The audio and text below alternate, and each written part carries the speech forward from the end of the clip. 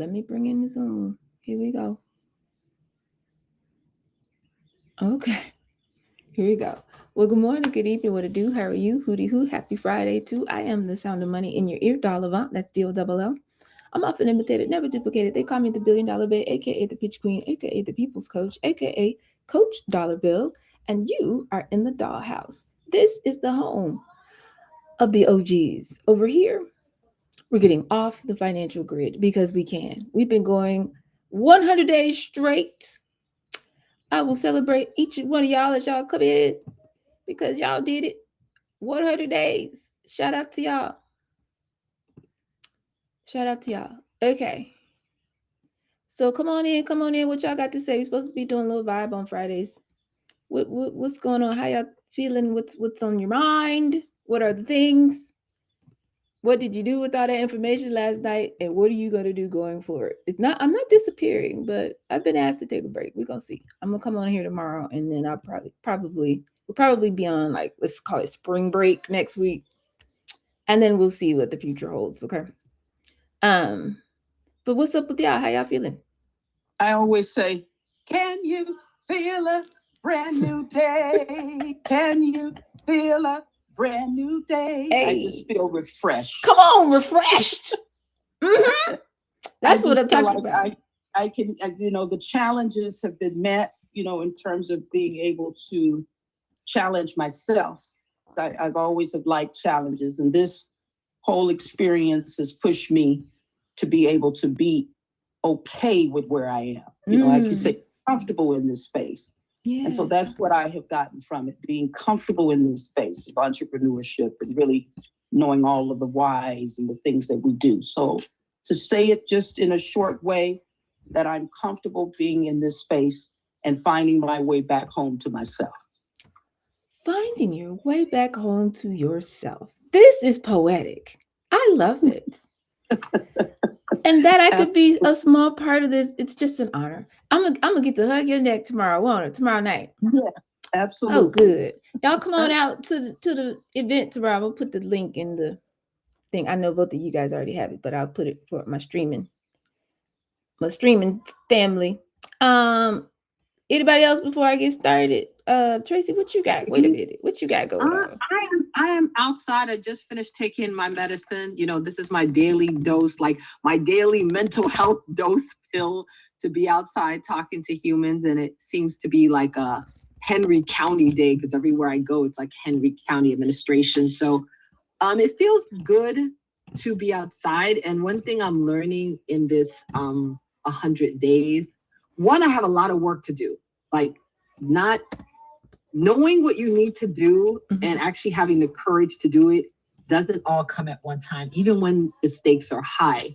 Yet I feel happy because I know it's me. Like, I know if it's going to be, it's up to me. Like, I can feel the fact that, like you said, we're all we've got, but that's all we need. And that feels good. I was going to say something that happened today. Yeah, just going outside, I'm realizing people feel the energy that I'm bringing. So people are calling me for businesses. People are calling me for opportunities, because people want to do business with people that are happy, especially when you're in wellness, and people want to do business with people that like know their worth, and they're not like every sale has to make it and you're on that desperate type of energy. People can feel that. And I can see that even in my regular conversations with people that I'm not even talking to about yoga. They're offering me opportunities because they can sense that I'm okay. And people wanna be next to that energy. And I'm enjoying the fact that that's what they're seeing inside of me. So it feels good for me. It feels good, and I'm continuing to be outside. Yes. I love that. That comes from that confidence, which comes from clarity. Once you're kind of settled in to the energy, just like, hello, I have a gift to offer the world. I'm just talking to people. What you got going on? This is what I got going on. You're right. They can absolutely sense it. That's why if I had some, how salt and pepper, if you don't have any salt and pepper in your kitchen, I'm not sure what you're gonna cook. You know what I'm saying? There's probably 3 or 4 ingredients that you're gonna need. And in this work of entrepreneurship, we need clarity, confidence, and that connection, I'm going to talk a lot about connection today. Connection is like salt. If there's no salt nowhere, it's probably nasty. It's probably you know what I mean? Just as a rule. If it don't taste right, you probably didn't put no salt in it. Like you boiling chicken and you didn't even put no salt in it. You know what I mean? Like there's got to be some salt somewhere that represents earth. You got to have all the elements: fire, water, air. You can't cook without the elements. You see what I'm saying? And so in entrepreneurship, we need those elements. So that confidence is a big part, because what it does is, let me tell you what confidence does. I'm just gonna jump in. Confidence is a tricky part. This is why nobody teaches entrepreneurship this way, because they don't know how, and because they be scamming people. But anyway, confidence is the thing that allows for you to be detached from the outcome. Like you said, I don't need the sale. I know what I got. I know there's some value. I know my people are out here. I'm just checking to see, is it you? You know what I mean? And so there's no attachment, right? And then also on the other side, they don't have their defenses up, so there's no resistance. So when there's no attachment, like I'm grabbing onto you, and there's no resistance where I'm pushing back against you, that is the only space energetically that allows for true connection. So most businesses are transactional. Like you just, oh, I see her all the time. Okay, let me buy something from her, and then they go head on. There's no real connection. So that means it's not sustainable. So you spend your whole business career running and chasing the next client. Versus if you learn to do this work, we'll go within so that our business can expand without.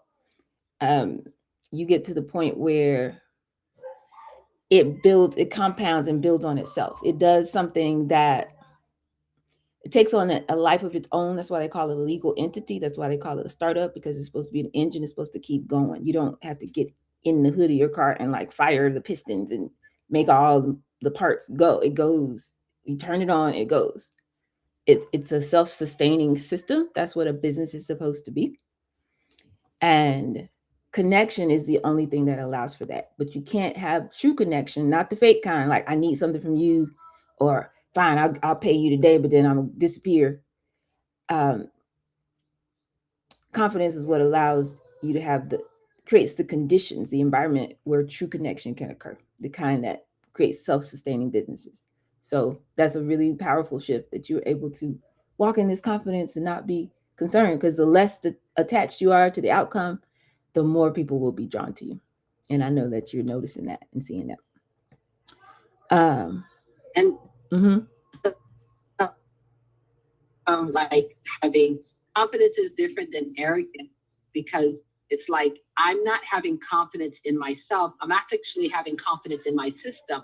So they don't have to say yes, because I know every day I'm speaking to X amount of people, and I'm going to find someone that wants this. In fact, I'm happy that when they don't want it, because one, I get language for what I'm trying to say, more practice, and I get to hear, oh yeah, wellness programs, or this, or we don't do this, or this would work here. Talk to this person.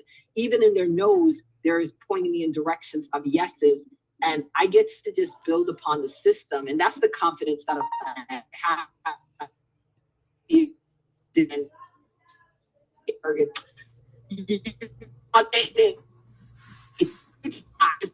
No, it's not confidence in me. It's confidence in the system that's at work. And you said a little help. You're a huge part of this. So it's just an amazing thing to just now be at a place where I know at any point I can make money. And I say one simple story. Like, my mom went to New York, told my brother, I purchased her ticket. My mom's always trying to throw me a nugget. Like, yeah, Tracy's purchasing my ticket. She'll do shit like that. But then now she's coming back on Thursday. I actually did purchase her ticket to come back. Like I told her last week, I'm like, yeah, when you're ready, I'll buy the ticket for you. Yeah. And I was able to say that because money was coming in so many different ways. From Cash App, from Zelle, there were so many different ways money was coming in, and I was able to buy her ticket yesterday on the first. look at a ticket, then I figure out. But yesterday I looked up the ticket, and then within a couple of hours, I was like, okay, I'm buying this ticket, and this is how this is going to be, and that worked out really well. And that's because of these systems that I have in place, that I was able to pay all those like at the beginning of the week, and then on top of that, you know, um, buy this ticket, and renew my insurance for my yoga company. Like everything was like where it needed to be. Like money is always coming, and more is constantly coming because I'm continuing to make new deals, and it feels good. This is beautiful. Like, yo, that's wild. I just love it here. Thank you guys. That's what I'm saying. Being in the journey. What I've learned, see, like you said, I know everybody's not my client. I've been knowing that. But it's not just because, oh, she's so busy and all of this. It's because I know that the work that I do is transformative.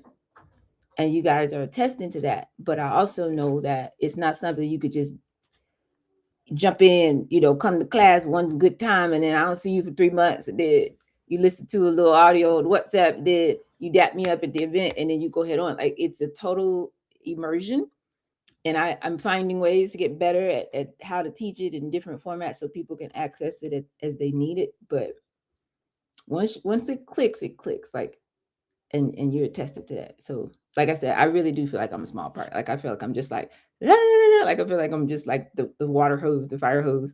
But thank you guys for allowing me to do that and being able to receive that. So the shift is real. There's the band on YouTube. You talk about something about get ready for the shift, but the identity shift that you guys are experiencing, nothing can replace that. Look, like my grandmother would say, the world didn't give it, and the world can't take it away. So that's a great outcome for the 100-day challenge. So I celebrate that with you. A couple more people have come in. Go for it. I was going to say, you're a small part, like the gas in a car. The gas in the car is not the car, it's not the thing. But without the gas, the car can't go a damn place. And I need that gas, especially if I'm outside every day. I need that gas every day or every couple of days. So if you consider yourself small, you're like the gas in the car. Like everything else is there. I'm the body. I'm the one moving, whatever. But I can't go nowhere without the gas. And with the economy and what's going on with petrol, we see that even more evident now. So you're literally what's moving, at least my business for sure. And then I want to speak for everyone that says, like all of our businesses, like we were not making these common sense movements, like go outside, speak to humans, or get off of Canva. Like I thought I was really doing something. We thought we were doing something. The Canva. We paying for Pro, Canva Pro. Who's paying for Pro and don't know how to use it? We graphic design. If we don't do nothing else, we go graphic design. And we're gonna sit in a co-working space. Sure. I thought it was because I didn't pick the right picture on Canva. That's why my business wasn't going well. Like that's my whole thing. I didn't put the right font. That's the reason my business ain't working. That's the reason why. That's the reason why. She said, I love Canva. It sounds like a lunatic, but that's the truth. Let me spend a couple of days on this one font. Let me put the right zigzag to this. But that's what we all do, because they trained us, you guys. I'm always talking about slavery, but I mean it. It's a vestige of slavery. They trained us that to get what we need, it is something outside of ourselves. It's something removed. They broke universal and spiritual law because they put us in an environment. That's what I'm going to talk about today, a controlled environment. You said something about systems and how powerful that is, how that supports you being able to have confidence, supports you being able to stay in the 4D, to stay transcended and make real connections with real humans, because business is just relationships with numbers, do all of that. But they put us in a controlled environment where they broke universal and spiritual law. And, because the universal law says you sow, you reap, you give, you get. Breathe in, breathe out, like sun rises, sun sets. Like, what are you talking about? I work, I get paid. What are you talking about? Slavery was an entire system designed to violate that law. So you're gonna do all this work.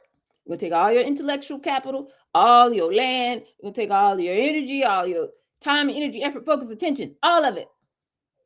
And we're gonna use it to fuel this artificial system that we're building on your back, and then give you no credit for it, and then put you at the bottom of the race is a social construct. That's the first word a professor ever spoke to me at Harvard University. We're going to build a whole entire fake social construct on your back, put you at the bottom so that you will always be the engine that's running this thing, and then call you a problem and make you lazy and you're the criminal because you can't win in this system that we just built at your expense. So we are programmed to believe that we have to go do something outside of ourselves to look like a certain way or do a certain thing to get somebody to give something to us. We're not trained or programmed to believe that we can simply put ourselves in an environment or create an environment where the same place our idea came from, all that intuition, all that creativity, all that do this, and now do this, and take step, and train that perception, because abundance is all around us, and to create that ourselves. We're trained to think that we got to be performative and we got to look a certain way, and I don't qualify, and who am I? It's 222. I'm not worthy, and who am I to think that these people, I can't just walk up and talk to people that, who am I to, all of these things. I need to be discovered, So it's not common sense. Every single entrepreneurship program, you could do a survey. I haven't done this. Maybe I should, but I haven't encountered one yet that starts with you going outside and talking to a person about what you do and having a precise way to do that so you can gather some data. If they're not interested, great. Now let's learn something. But if they are, okay, what is it that I said that they respond to? Because the way you talk is your first asset in your business. It's part of your intellectual property. What they tell you to do is go in a room, just behind your computer, like closed off from the world, and just make it up in your mind. This is what I think people want, and put it all in a business plan. People be still writing 30, 50-page business plans, which is insane to me. And then go on the internet and look up market research from some people that you will never meet. The global size of this market in this industry is $497 billion. And if we get 1% of that, like, are we in kindergarten? Are we in elementary school? Like, this is what we do. And it's like, my marketing strategy is I will go on social media and also run advertising. Like, this is what we do. Crazy. And then you make up some numbers. Okay, I need financial projection. So you're like, okay, so if I reach 10,000 people and 10% of them purchase, and my price point is $500, then I'm going to make $1.5 trillion in the first 2 years. Therefore, write me a check. Like, what? And don't forget to look outside of us. Look at that person on social that went viral and now is making X amount of dollars. They're in your industry. They'll do that to us too. Right. And they're like, well, if they're doing it, what are you doing? So now I need to be posting more. So then you're like, well, I don't have a polished look. So then now that's when we get to playing on Canva. Well, where's your website? They'll ask you that. Where's your website? Where's your this? So then you spend all this time. Now you're trying to come up with branding. And that's why now we got to be experts in Canva. And now we got Canva Pro. And now we got AI to do it. So then it's AI. It's just, we ain't talked to a person yet. That's a lot. But nope, don't talk to anybody. Just what I'm saying? And you just on your computer, like, but I'm working, I'm busy. Like, I'm working on my business. And a year goes by and you go to now you do it at the co-working space. So now you hang out with other people who are also doing that. And then when y'all get tired, you stand up and talk back and forth. So you make each other feel better. Dopamine hits and dap each other up. Mm-hmm. And then I'm gonna see you you going to the meatballs and alcohol? Yeah, I'll be there. So then we meet up.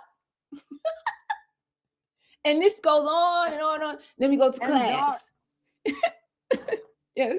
Talking to humans, they make us sell to them. That one of those people selling perfume on the street. They don't actually have the Afro method. They make us sell, so we sound crazy because ain't nobody want to be sold to. Exactly. What is it? 1975 in Times Square. You just open up your jacket, your trench coat. It's like, I got this. What you want to buy? Your little jewelry. No. That's what they tell us. It's insanity. It's actually insanity. Have a script and they literally prep us to fail, and then they're looking at us. Why? And then back to you're the problem. Well, I mean, the opportunity was here. We gave you the accelerator. I mean, we gave them a program.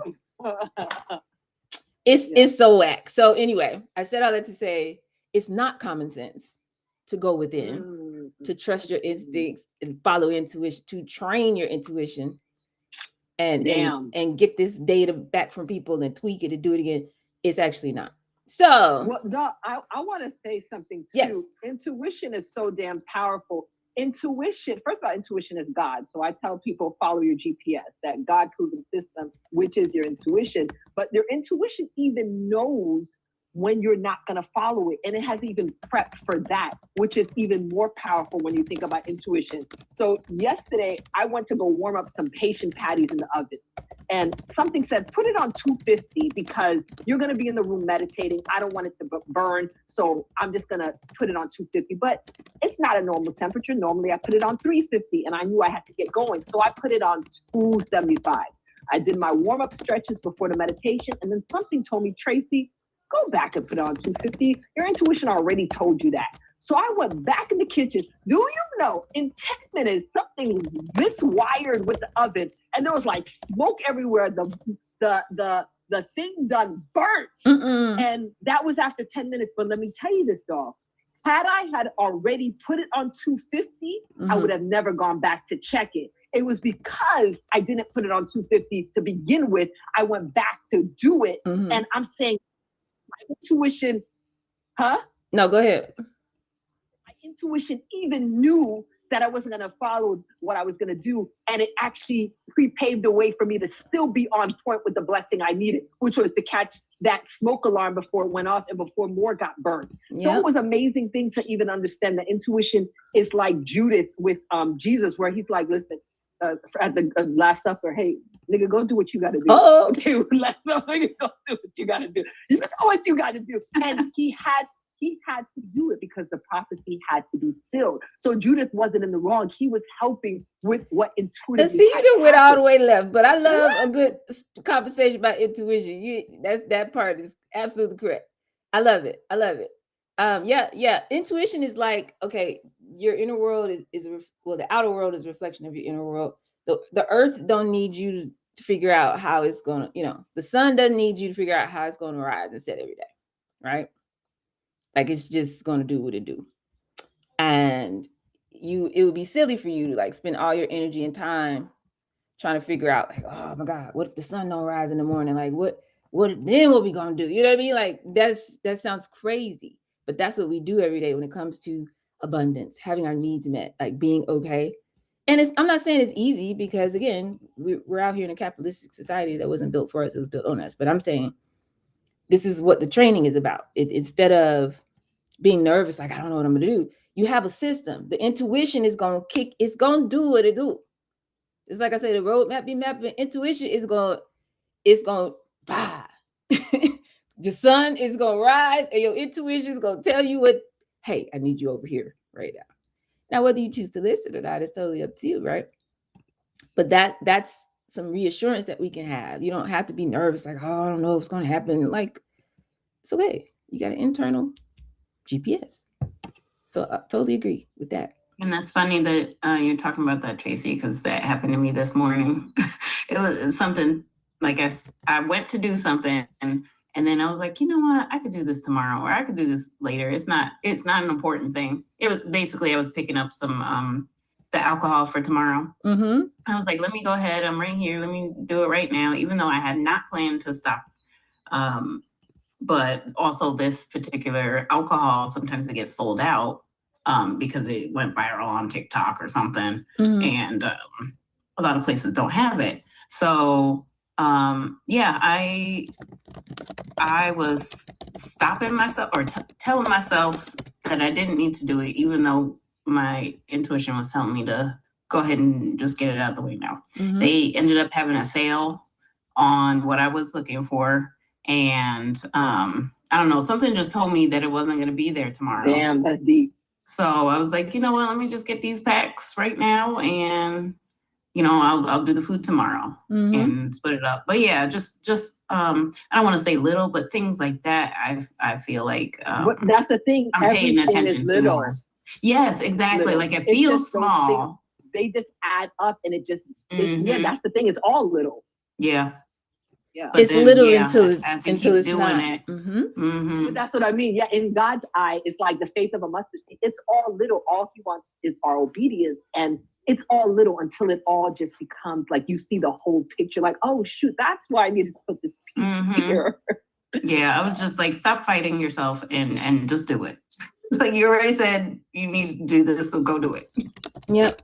And I don't know if y'all know, if since you want to be deep today, Tracy, but this is the only reason why, they say you need faith. You got to go by faith and all this kind of stuff, because people get faith all the way wrong. I have a whole rant about that too. But because it's literally because of that. Like, you can't logic your way into something that you've never experienced before. You literally can't. Intuition goes first. And it's like, turn this way. You're like, well, what's over there? Why do I need to go that way? I always go this way. Right. Well, do you want to go where you need to go, or you want to be in charge? Which one? You know what I mean? Like, it literally requires you to control. Yeah. It requires you to not know and to still go. Yeah, man. So again, if I'm a small part of us living that way with intention, then yes to all of that. Like I said, it's my honor. So thank y'all for being on this journey. I'm going to put Latanja's amazing note in the other chat on the stream so everybody can see that. Latanja said... Yeah, put the information for tomorrow's event too, because I'm supposed to be doing some work there, and I don't know if I've registered and all that. Yeah, I need you to register, Tracy. Okay, Latanja says, what is the dollhouse? A place to grow into your authentic self by showing up to learn a new language and speak it with confidence, clarity, and consistency. We love it here. We got so many poets in the group. I love that. Thank you, Latanja. Thank you for that. Yes, I'm supposed to be asking y'all every Friday. I'm supposed to ask you 2 questions. But most of you guys gave me a good answer the last time. But I will do it just in case you got something else to say. What is the dollhouse to you? That's the first one. And the second question is, well, you're answering that. What has changed for you since being here? So anybody else want to add to that before we go ahead on? Thank you for that. That's beautiful, Latanja. You're welcome. There will be more. All these poets in the building. Poets, everybody. Okay. So what I want to do today is get into these systems, because all these pieces fit together. I don't expect you like memorize it the first time you ever hear me say it and all that kind of stuff. That's not the point, but that's also why hopefully you take notes. You definitely can go see the replays, and there's so much more to come. Everybody who's been halfway consistent is going to get a bunch of free stuff whenever all this stuff gets organized. You'll get access to a lot of cool things just to help you kind of figure out, okay, where am I? Okay, and then be able to zoom in, because we've taught so many very, very amazing things over these 100 days. But I want you to think about this number. 100. I mean, we are celebrating. By the way, I forgot to do it when some other folks came in the Zoom, so let me...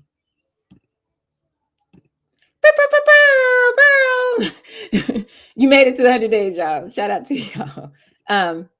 But I mean, we're gonna celebrate. We take this into the weekend. I'm excited that we're gonna see some of you guys in the building on tomorrow. Let me get this link you just asked me for. I don't know where you gonna be at, Alfreda. Can you go up too, child? I want to see everybody. If you could make it, it's for women only. It's for women only. It's potluck, and we're going to the Madam C.J. Walker Museum, and we're gonna. For those who were looking for a place to connect and even heal, it's happening tomorrow. You've never had a session quite like this.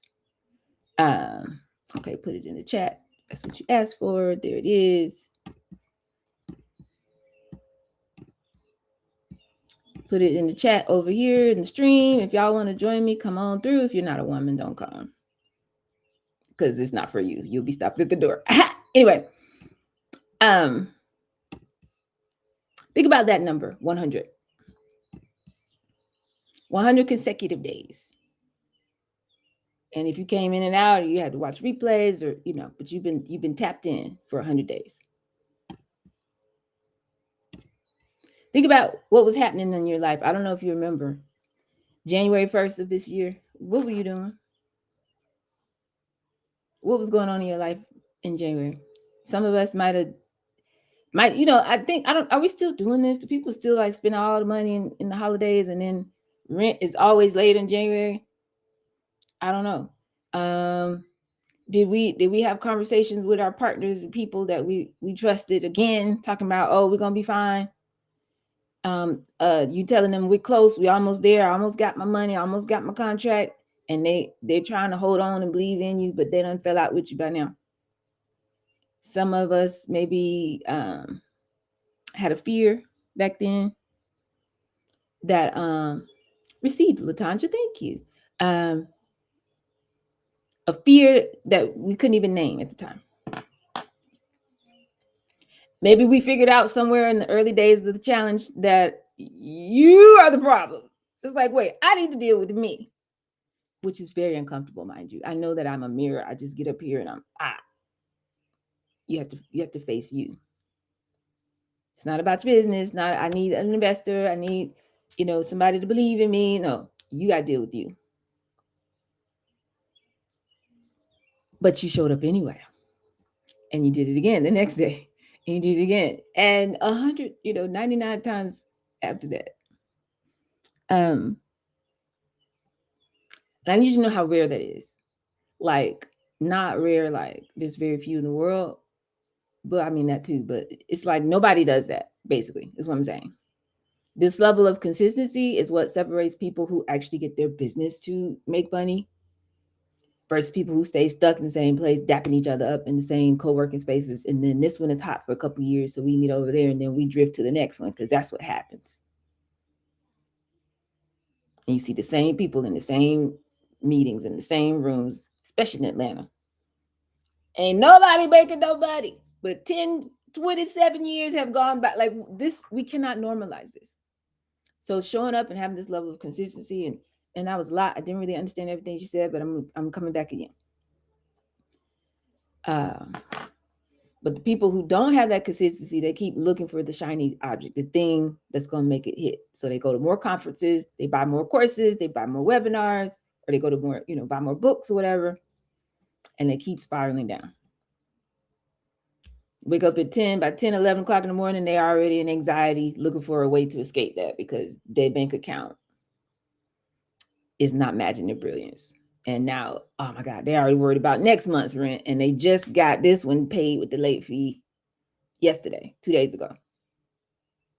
That's how most entrepreneurs are living.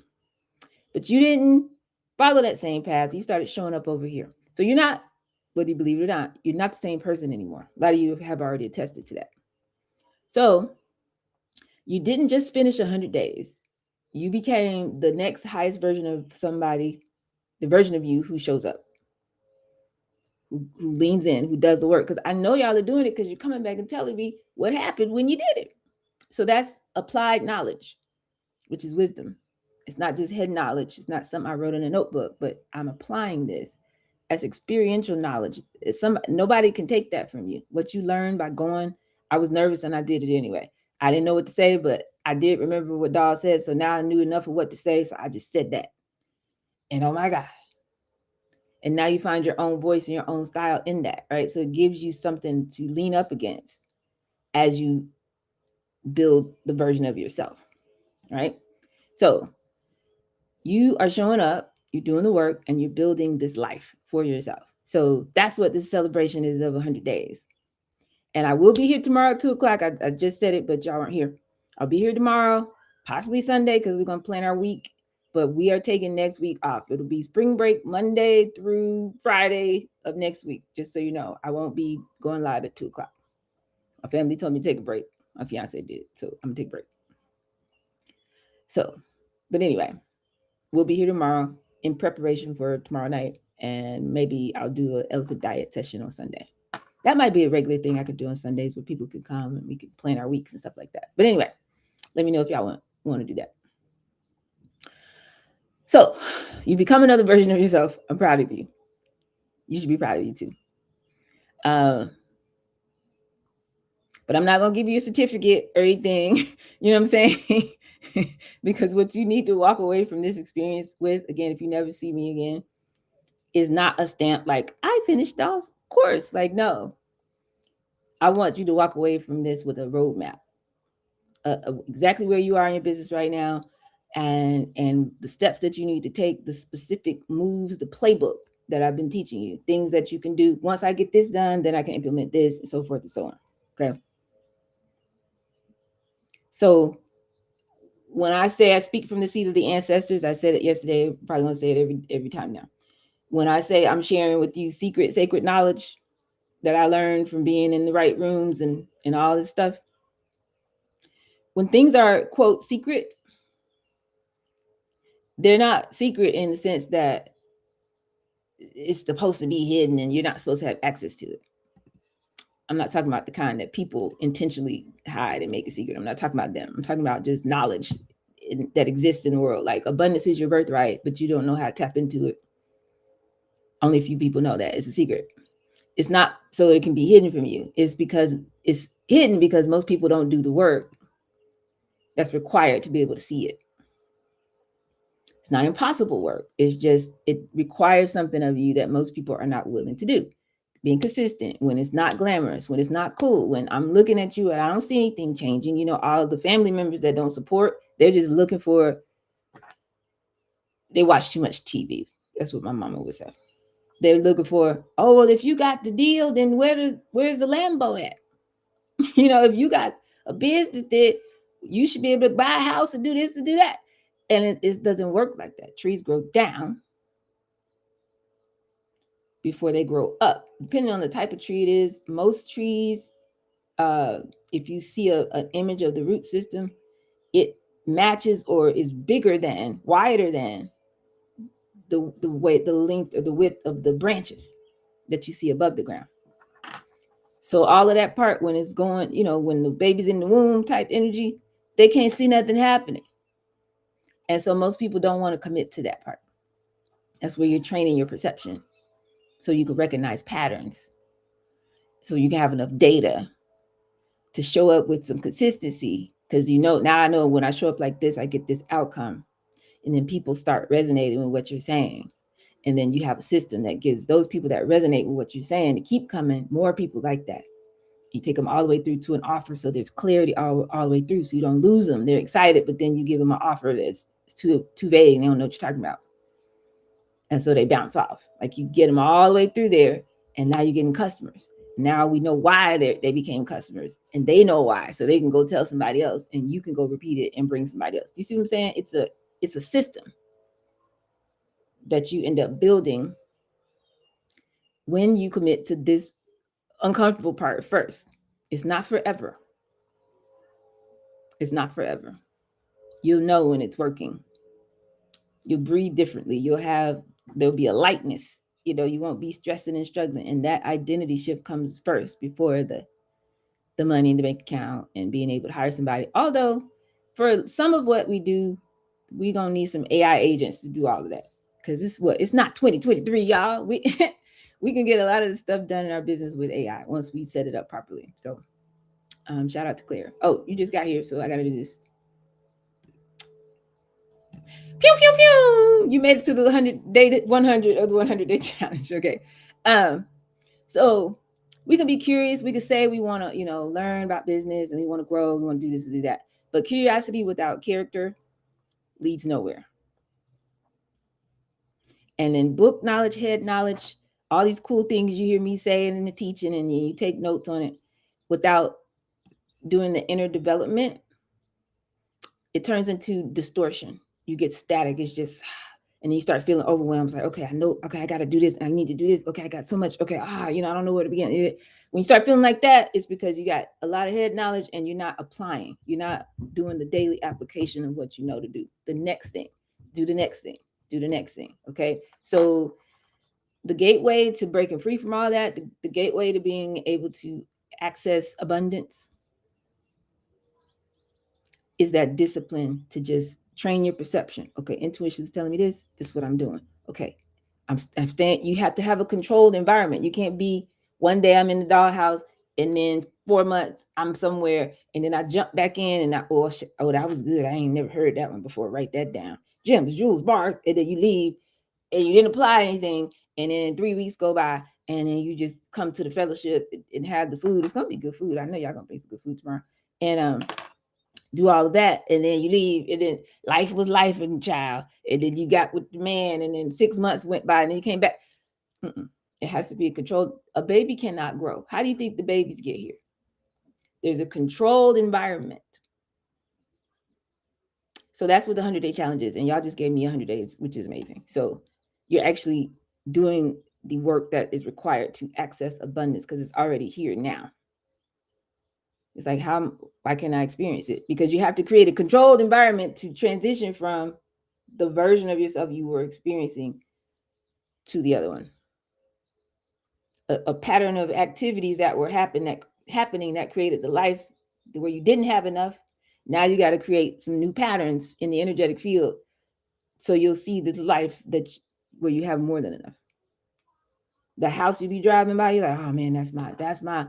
You know what? If I can have it all, I would have that house. Well, there's a set of activities and behaviors that go with the version of you that has that house. And you got to get into the energy and get into a controlled environment where you take a step and learn something, take a step and apply it again, take a step and make that phone call, take a step and do it when you're uncomfortable, take a step and hold your energy, hold your nervous system, your emotional state when it's not looking good out here and somebody attacks you, and then you take a step and you stay in that controlled environment. Don't let anything take you out of that. And then one day you wake up and the problem that you've been battling for 18 months is gone. The thing you thought would never happen just happened. Things you didn't even think to ask for, somebody's offering to you because you didn't, jump out of the cocoon. And that's how you train your perception. And you can trust your intuition more and more. And that is the pathway. That's where the money resides. Okay. So you're able to look at your business more clearly. You can identify symptoms and diagnose the problems in a way that you couldn't when we started. So I celebrated you guys for all of that. And I also know this too. I know that probably when we first started, even when we started it's not the new year when we started, it was January. Now it's New Year, but we say, oh, Happy New Year. This year I'm going to do this and do that. But we start off very quickly and we're already exhausted. And, we're working really, really hard, but maybe we're going in the wrong direction. Maybe we're focused on the wrong thing in our business, but you don't really know. It's just like, well, I know I'm supposed to do this. So you start working on that. You're like, oh, I'm supposed to be doing that. So you start working on that. Like, it's just very haphazard. Doing things that are not scalable, maybe doing them in the wrong order. And it makes you tired. Very, very tired. And that's what I call the broke and the brilliant. And y'all know when I say broke, I'm not being judgmental. I'm saying below the required opportunities, knowledge, and execution to get what you want. And so what we do here is reverse that so that our bank account, our actual results, our client list starts to match our brilliance. Okay. So I've seen y'all shifting in these sessions and these rooms from day to day, week to week. Y'all seen it too. It's amazing. So your questions have gotten more specific. That's another thing that really used to bother me in the dollhouse. I'm like, y'all not asking me enough questions. Like, it's not enough specificity in the questions, which is how I know people were treating it like an intellectual exercise and like some entertainment. And again, I'm very entertaining. People were going crazy in the WhatsApp. When are you gonna make this a podcast? And I am gonna do all that. But like, I need my first cohort of people who are just out here winning. I mean, we got some people in the comic club, but I need some more. Y'all see, I ain't done no concert yet, right? So I need my people to hit this goal of 10, 20K or whatever it is. So I could go ahead. I promise y'all a concert. What we do? I need to be able to call the band and fire it up. And so I taught this one in a very different way for that reason. I wanted to make sure that I got very granular, got in your business. It's a lot, but also it's just enough. You have all the ingredients, all the recipes, all the things. And now I can go back and pull from that and organize it in such a way that you can always find what you need, no matter where you are on the journey, right? So that identity shift is so critical, and that has happened. However, if we don't change the systems that we're operating in, remember, it's a controlled environment. That's just, what's an environment? like the environment of the earth, right? It's systems. It's the water cycle and the way the sun, the moon, and the stars work, and what the birds are doing, and the seasons, and the ants, and these are all systems that are running coordinated, and they all work together, right? So if you change your identity or change your focus or get inspired or whatever that is, but you don't change your systems, the environment, all you have is that inspiration. If you don't build any architecture or infrastructure around it, it doesn't last. And I need this to last. Like, again, if y'all never see me on the Zoom, although I will be here, I'm just saying, if this was the end for real, you still gotta have those systems to carry forward every shift that has happened while we've been working together, right? So going 100 days. By the way, do y'all know why I did it for 100 days? I mean, I know it's because of Kamala. She had about 100 days to run for office, and that was the name of her book, 107 Days, or something like that. But that was around the time when we started the first 100-day challenge. I was like, you know what? If she got to run the race of her life for 100 days, why don't we do that? What if you gave 100% of your best effort, 100% of the time for 100 days? What would happen? What if you followed your intuition 100% of the time for 100 days? You think something would change in your life? And that was the premise of how we got here. So going 100 days, it goes beyond motivation and inspiration.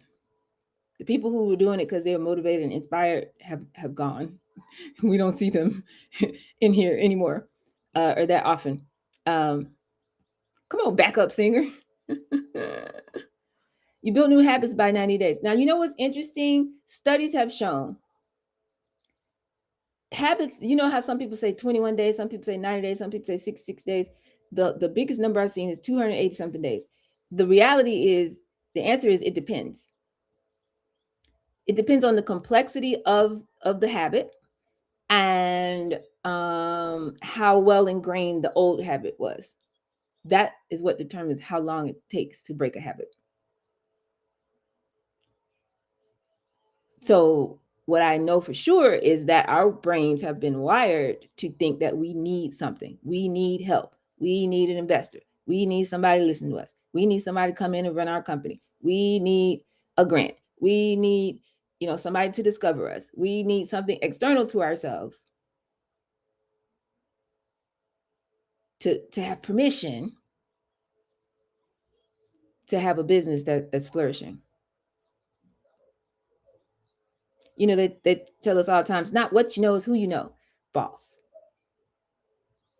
Because you can know everybody. There's people in this dollhouse right now that are probably more connected than me. I'm going to keep it a buck.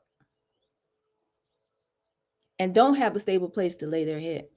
They move from place to place. They got friends everywhere, The bank account is not matching the brilliance.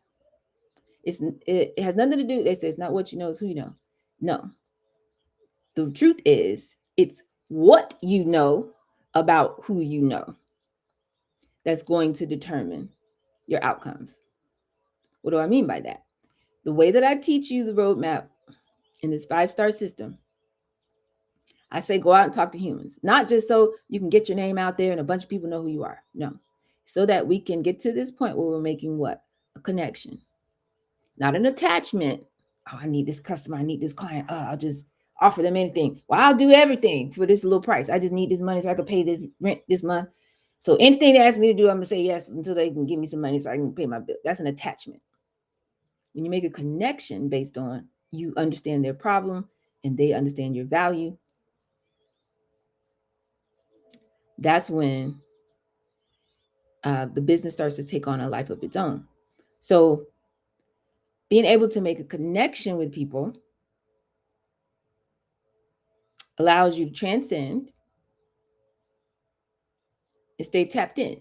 So by making a real connection, now I'm present, which means I'm able to get what? Information, data, the language that you speak, the emotions that you're feeling, the aspirations, the frustrations, the things you've tried before, the way, the reason why you responding to me is what? What are you reflecting back to me? What words am I saying that you're like, yes? And by me knowing that, that's now a part of my competitive advantage. That's a part of my IP. I know my people.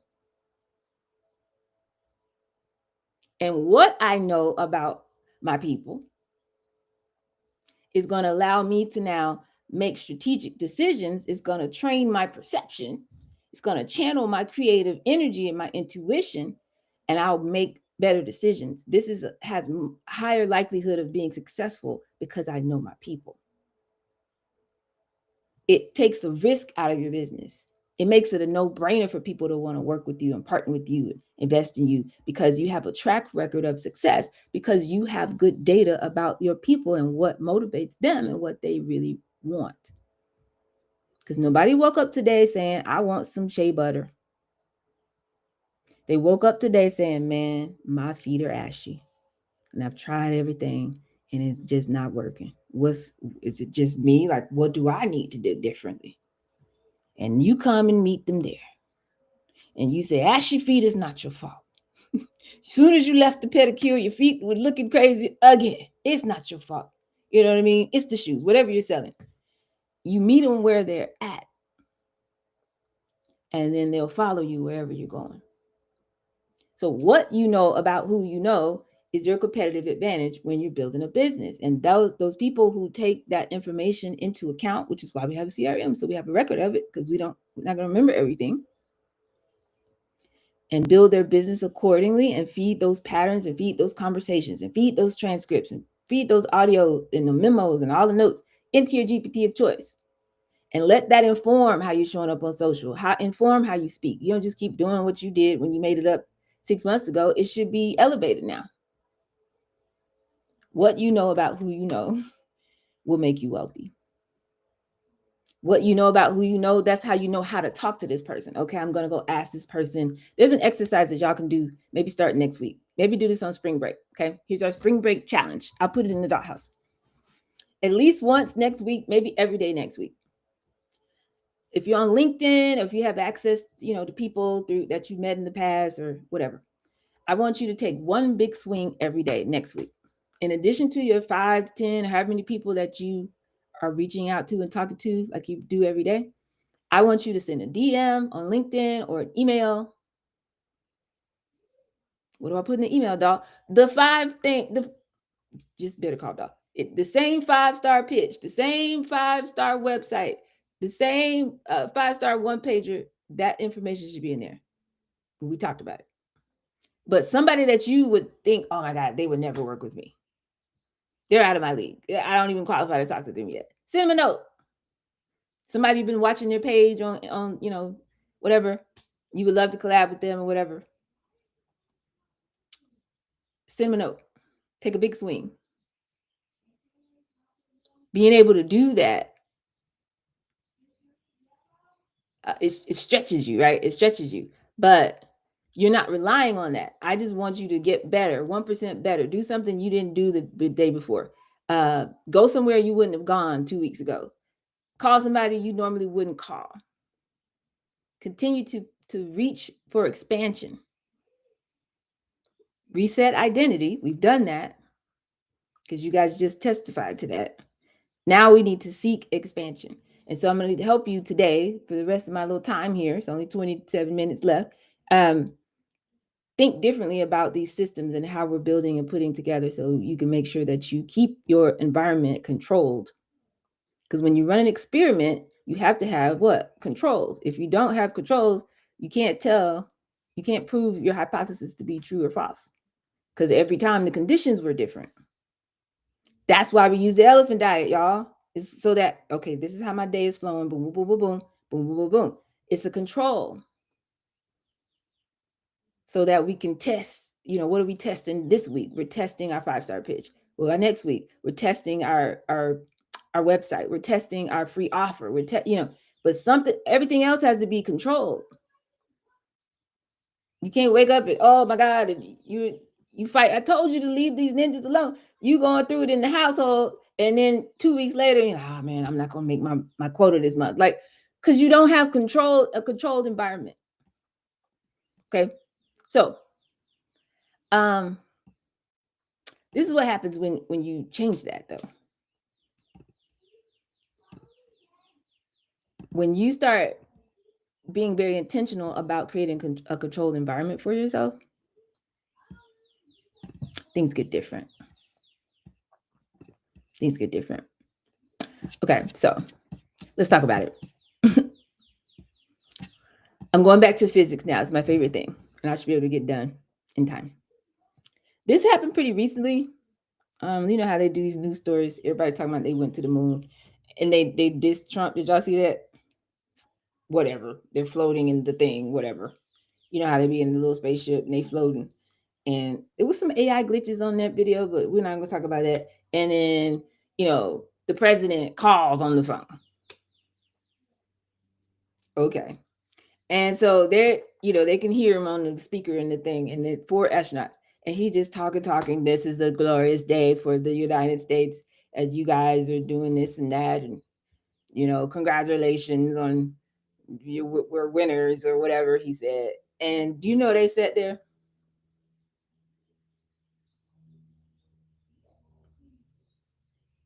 Like awkward silence for like 2 minutes, like because they were basically protesting, but that, you know, they want to be disrespectful, so they just didn't say anything. And then they were like, are y'all still there? It was weird. Anyway, whatever you want to say about people going to the moon. Okay. But this is something that happened on Earth. Okay. Physicists just created a crystal made only of electrons. In the last 100-day challenge, I talked a lot about the power of threes and atoms, you know, proton, electron, neutron, and, you know, molecules, and, you know, everything is in threes. Your seed, the seed that makes a tree or a plant is 3 parts to it. Like we talked about that. So usually, you know, you need a whole atom to get solid matter. They just made a crystal out of only electrons. Just pure charge. It formed structure, because usually electrons are just going like this. And then the nucleus of the thing, you know, is some kind of gravity that they start spinning around, and, you know, the protons in it all come together. It does what it does. Okay. So typically they're bouncing around electrons, but they, in this instance, organize themselves into something stable, a repeating geometric crystalline pattern. And there was nothing external holding the electrons in place. There was no atom that was anchoring them down and giving them a home. They created their own structure, something that never existed before. Now, under the laws of physics, this should not be possible. But in quantum physics, they're observing that this is happening. So in the real world, we think, okay, if I want to build a house, a structure, I need wood, I need plaster, I need drywall, you know, I need nails, I need matter before I can have structure, right? I need something solid. I need an investor. I need, you know what I'm saying? I need a building. I need to print a bunch of business cards and flyers. I need to order 1,700 copies of my book and t-shirts, and I need a full garage of stuff. Something solid I can put my hand on before I can organize this business around it. And that's why we usually start with those things and bankrupt ourselves. We think that the atoms come first, and then the energy that's going to make it a thing, the electrons, follow. But this is not what happened. In this experiment, they had a super cold, controlled environment. Basically, no atoms in there at all, just electrons.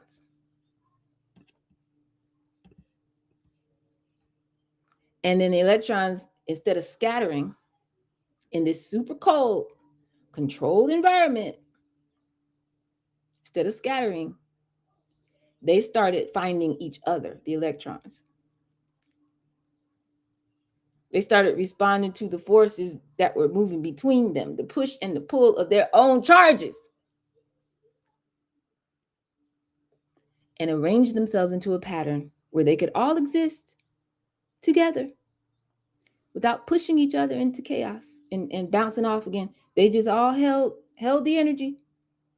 It's called a Wigner crystal. If you're into this kind of thing, you can look it up. Wig, like a wig, Wigner. And this is what I'm trying to tell you. If business is just relationships with numbers, which is what I always say, then what this experiment from quantum physics has just proven to us is that structure, tangible, outside, external, validated structure does not have to exist before relationship forms. As a matter of fact, relationship can be what creates the structure. I need an organ. I need a singing mic. Listen. Everything I've ever taught, everything I say, all these sessions and frameworks and this and that, and how to have a conversation, and we done talk about the PPP and everything. Okay, this is the foundation of what I've been teaching you. If business is just relationships with numbers, that means the numbers in your business, your revenue, your bank account balance, how your close rate, your profit margin, the lifetime value of each customer. That's not the business. That's what the business produces when the relationships inside it are functioning and creating structure and order the way these electrons did to create a crystal. Organized, compatible, responding to the forces between them in a way that's mutually beneficial. Dare I say, connection. Finding the arrangement where everyone can exist without pushing each other into chaos. I'm not grabbing because I need this sale, and you're not resisting because, oh God, they're trying to sell me something. It's just like, I love it here. And they're like, I also love it here. That is a stabilizing force. That's the relationship. And your job as a business owner is to have a bunch of those very stable connection, not attachment driven relationships where you're getting what you need, they see your value, and you understand their problem and you can help them solve it. It creates structure. And then the numbers are what wraps around that the marketplace, that capitalism can understand. Okay? So those numbers that you're tracking and you're tracing and your metrics and all that stuff, it's going to emerge naturally out of the way that your relationships are structured. You don't have to force it. Okay, y'all, we got to hit our sales goal today. Okay, all that hustle and grind energy. No. It's a natural occurrence when you structure your relationships properly and nurture them properly in a controlled environment, which means things have to be happening the same way consistently all the time, which means you need some basic systems in place. Make a connection, put it in the system so that it doesn't bounce off. It stays and forms this structure. And then all the numbers we're looking for, the money we're looking for, everything, the reports that you get in these programs, and you've been in there 2 weeks and you wrote 2 business plans and now they want you to report your sales numbers. What? You haven't done anything to make any sales. What are we talking about? So if you get the relational structure or architecture wrong, or worse, non-existent, then you can pour every strategy, every tactic, every workshop, every tool, every AI, you could, every conference, you can run after every advisor, every launch, every funnel, content calendar, social media management. You can do marketing agency, all of that, investors. You could throw all of that at it. And it's not going to work. It's not going to be sustainable. You can get a spike in your numbers, but it's not going to hold. Because you don't have the relationship structure to hold all of that and make it a sustainable business. So eventually you can throw all this stuff at it if you want to, but it's going to scatter. And typically what happens is if you don't get rescued from that by somebody who does have that relationship structure or architecture together, like a bigger company or competitor, or a partner who has that social capital locked in, your business dissipates. The same way you had an idea from nowhere and then you came and for 3 years you were in business, guess what? It's going to scatter and dissipate. Okay? So the space between you and another human being is not empty. It's always full of force. So if you can learn how to organize that force, that is structure. And if you sustain it in a controlled environment, not being all over the place, but I'm going to do the thing. I'm going to control my time. I'm going to, measure my focus. I'm going to do what I know I need to do. I'm going to talk the same way every time so that I know I'm replicating. I know why they're saying yes to me. So I could train somebody else to come and do this and they would still get the same result. When you sustain that structure over time, you have a relationship. Think about it. You meet a friend. Y'all meet one day, you waiting on your blind date, she was waiting on her blind date. He didn't come for you, and the man didn't come for her.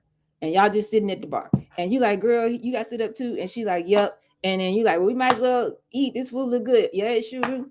And then 3 hours later, y'all still talking and laughing, and you going back and forth, and find out your sister went to school with her cousin, da da da. Oh my God, girl, we need to stay in touch. And you get the number.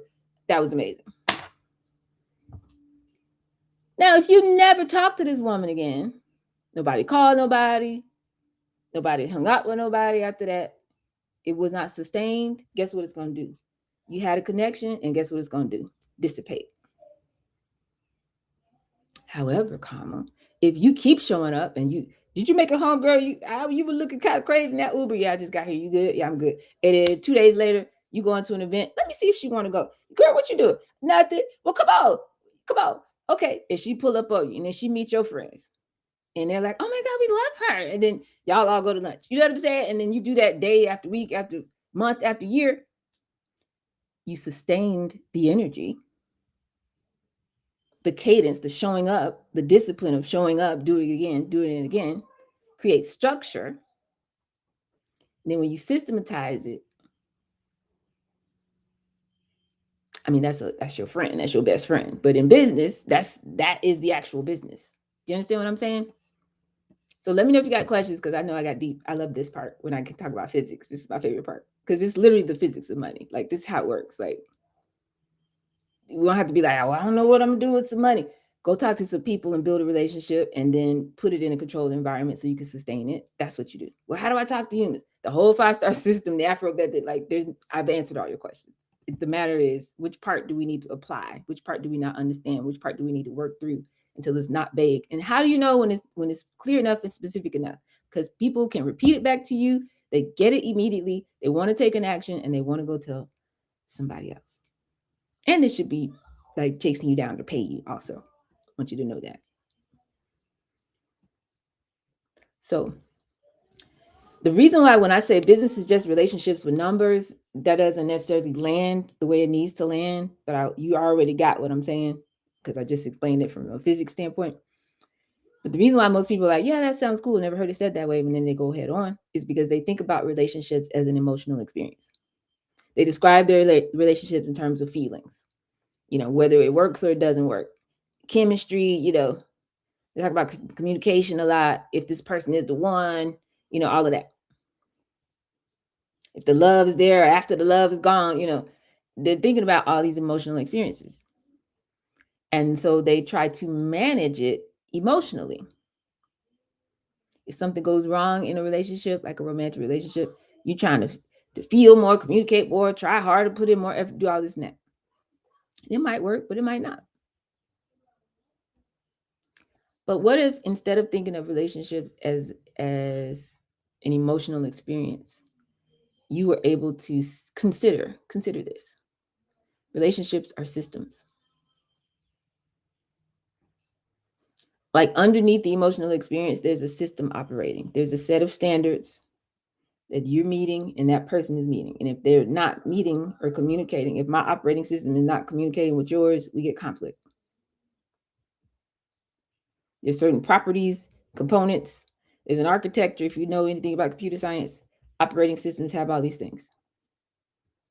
And then the other person has an operating system as well.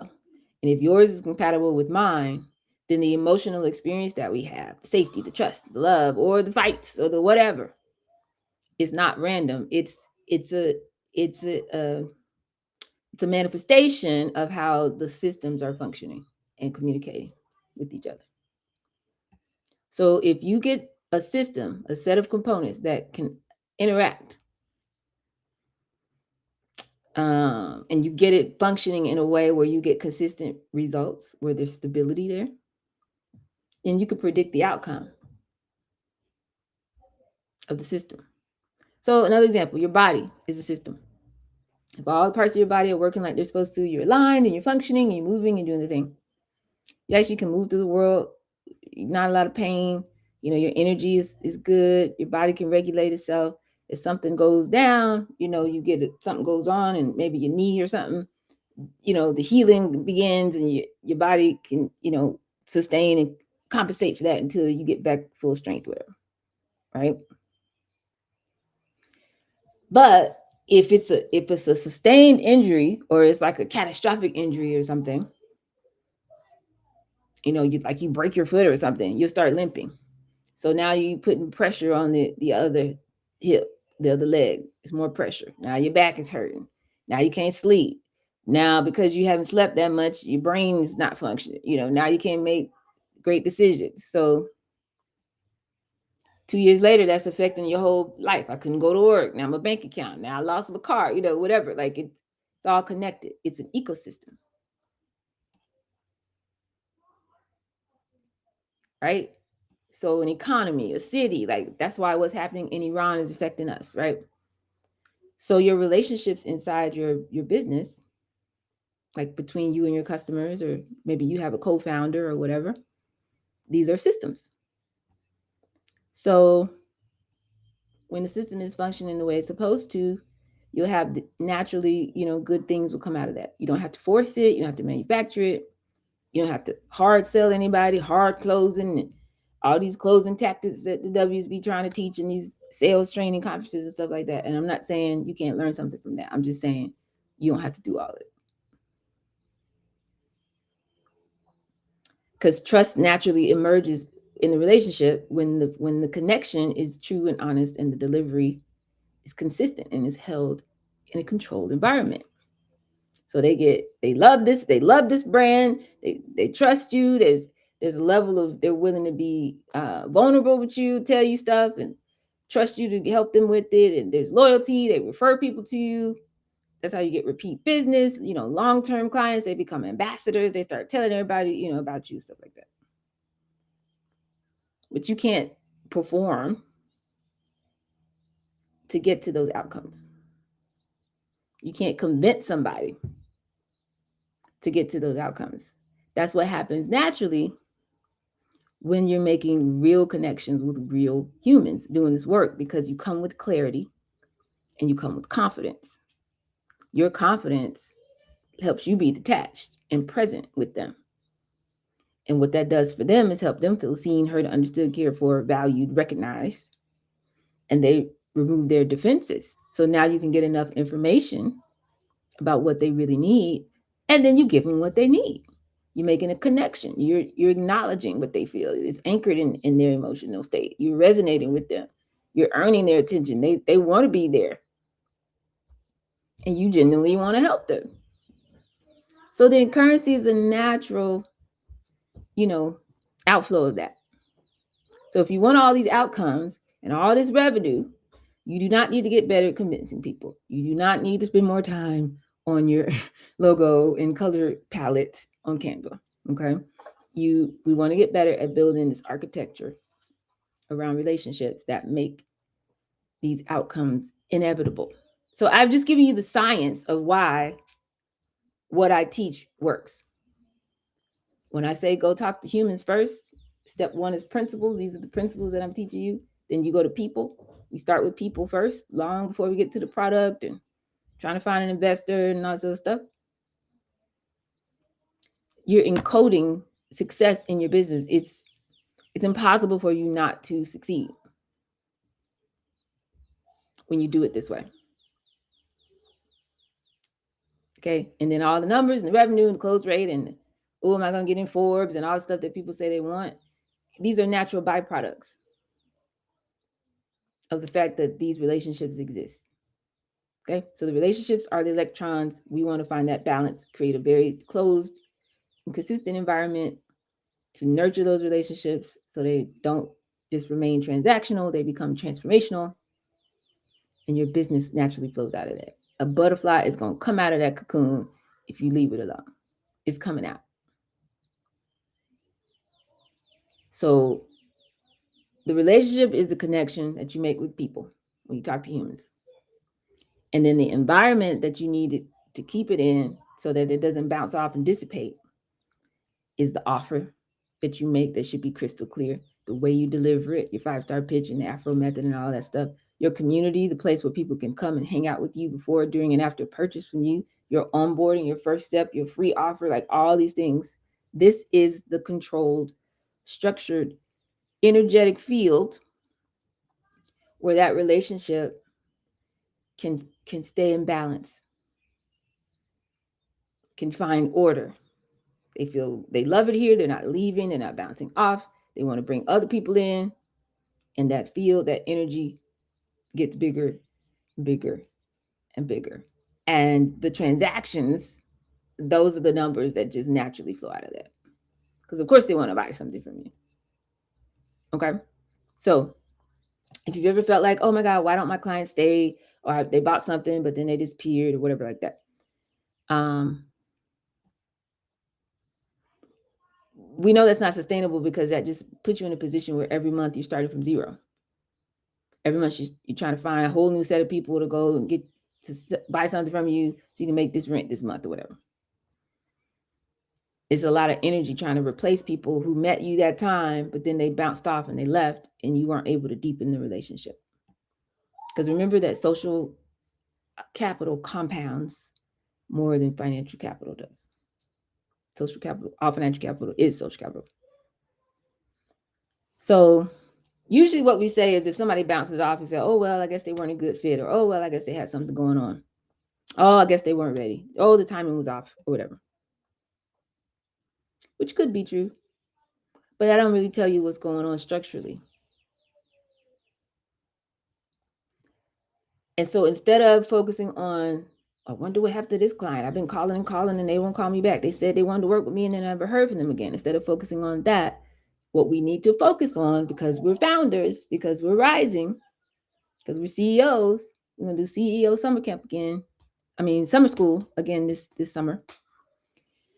What you're supposed to be focusing on is this architecture, this environment, the relational field that you are building. Are you building an environment that supports trust, loyalty, sustained engagement? They want to keep working with you. They want to tell everybody else about you, and on and on and on. Is that the environment that you're creating? Because remember, we need these connections, but it has to be in a controlled environment. Most of us are not doing that. We're trying to work, make it happen through effort, through performance, and all of that. Then that doesn't work. You can't force your way, you can't hustle your way, you can't perform your way into this.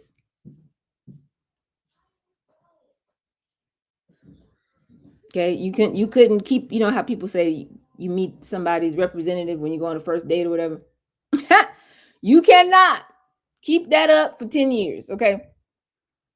You can't do it. So instead, you have to have your internal system self-stabilized, self-sustaining. That's where the detachment comes from. I don't need this person to buy from me because this system, Tracy, what'd you say? Yeah, I have confidence in the system that I'm building. I know I'm creating an environment where when there's a genuine connection based on what I know I can serve, how I know I can help this person, and they see the value in what I'm providing, that system is going to hold it.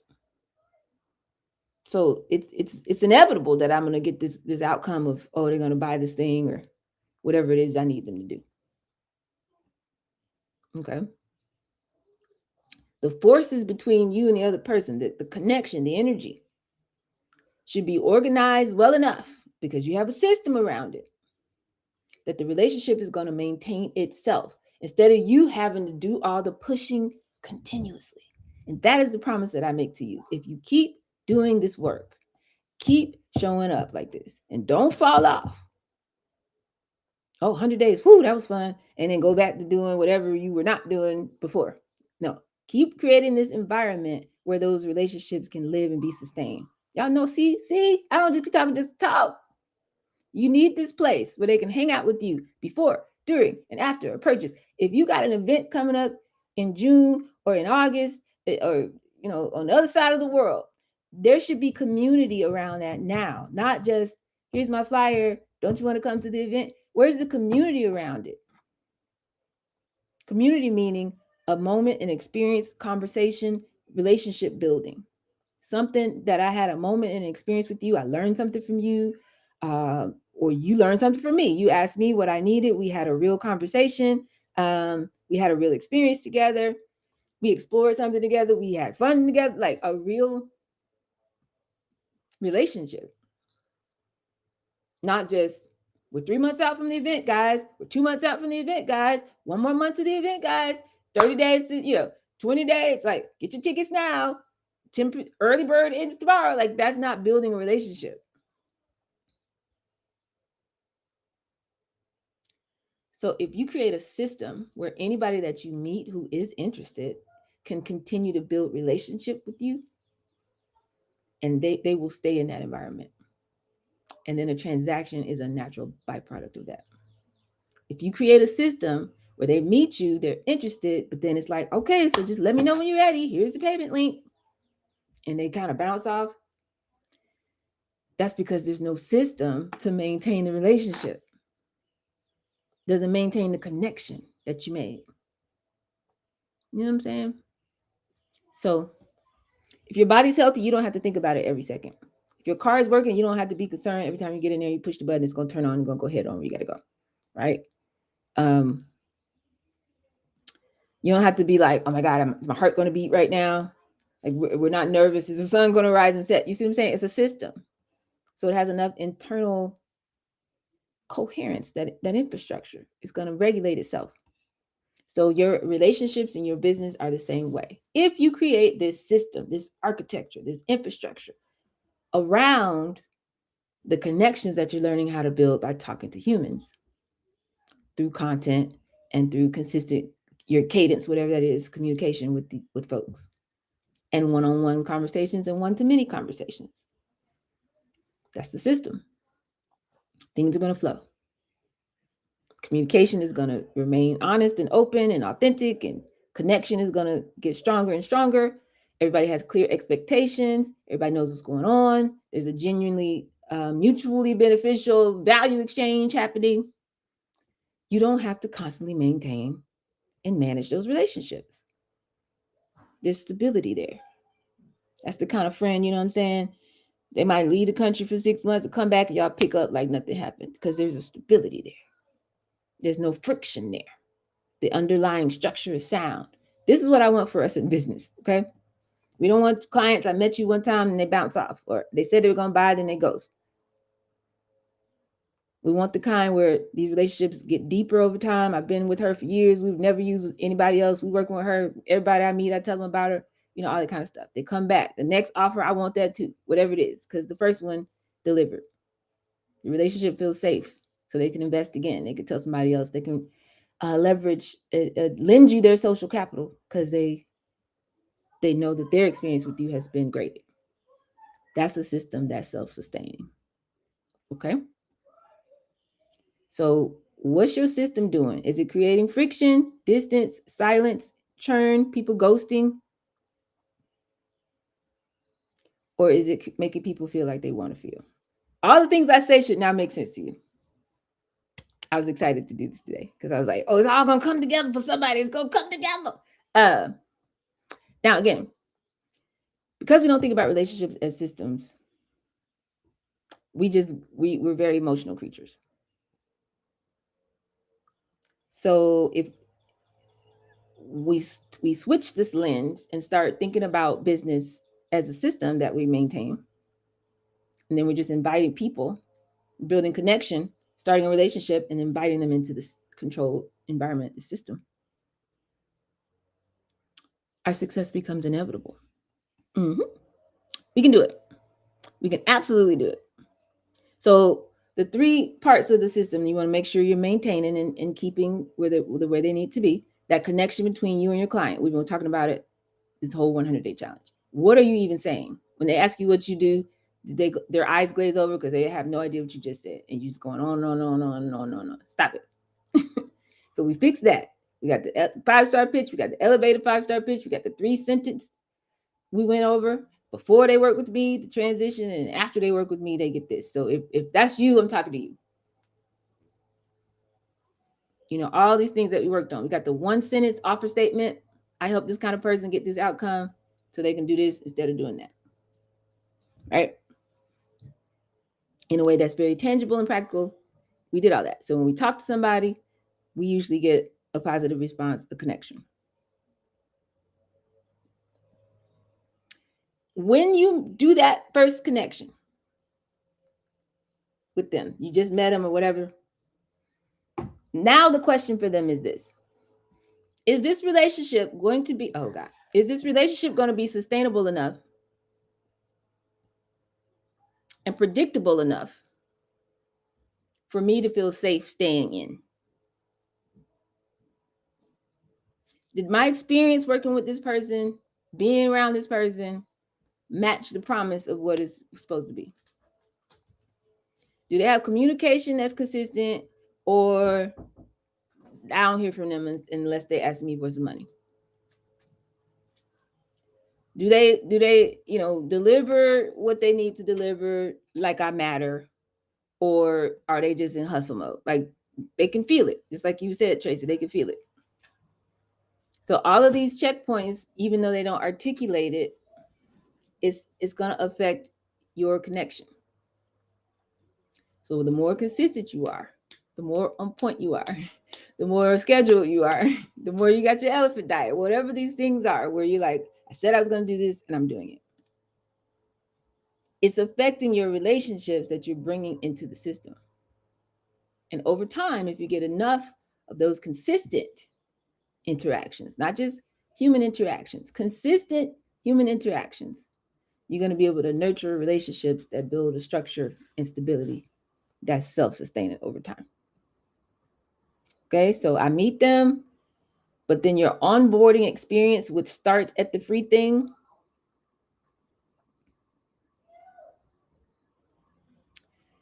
Clara said, basically you have to see how you build relationships outside of business too. Well, this does apply to relationships outside of business, but I'm specifically talking about business relationships because business is relationships with numbers. So if I met you, oh, what you do? Oh, you teach AI? Okay, I'm confused about AI. Well, that's, and then you have something clear so they can tell the difference between you and everybody else talking about AI. And they're like, yeah, I definitely need to work with you. Now what happens next? I'm saying what happens next is the relationship. You meet somebody walking down the street. That's why I keep using personal relationship examples. If I'm walking down the street and I catch your eye, you catch mine. Okay. Can I get your number? Sure. But then what happens next determines if there's a relationship or not. Okay, so if you meet folks and you're not following up with them, you meet people and there's nowhere for them to land and start hanging out with you, there's no community for them to come into to start getting this energy from you. That's the first step in your onboarding process. So they shouldn't feel like I met them, but now the energy dropped. Or, I paid for something. And then as soon as, I don't hear from them now because they done went on to the next thing. You should be proactive in your communication with all the folks that you've met and brought into your world, not just reactive. It's a relationship. So all the systems, the things that you're like, oh my God, there's a lot of stuff I need to do. This is the lifeblood of your business, without which you just, I don't know. I don't want to say hoping. I'm not going to say you're not going to make money. I'm saying this is a way to intentionally build something that is going to sustain and scale over time. So we make the connection. That's the relationship start. But then we have a system, a world, a controlled environment that we bring them into that keeps that relationship stable, sustainable, and growing. And then the natural byproduct, because they say, I don't think that's true, but they taught us in 5th grade, the trees, they put out oxygen, and then we breathe in the oxygen, and then we breathe out carbon dioxide. That's what they said. Okay. So let's take the elementary thing that they told us. You don't have to figure that out. You don't have to sit here and be like, okay, now, doggone it, I don't know. I need, you're not out here negotiating with the tree. This is our relationship. The tree is doing what it's supposed to do. You're doing what you're supposed to do. It's a system. You have to build that for your business. It doesn't just happen. So when meeting somebody and running around and going to events and collecting business cards is not a system. That's where you make an initial connection. You might have met them for 5 minutes, 30 minutes, or 2 hours. You had a great conversation. But where is the system that you're bringing them back into, where that relationship, is maintained and sustained, right? We have earth. So I'm getting what I need from earth. The tree is getting what it needs from earth. The sun and the rain, it's all a system. Without the system, it doesn't work. Claire says, I have to work on following up with people. I will work on redoing a new set of Afro question versationaires. Yes, we need that. You said it was like a building the relationship. It made me think like, oh, okay, just make it more like a conversation, set questions. Correct. But everything.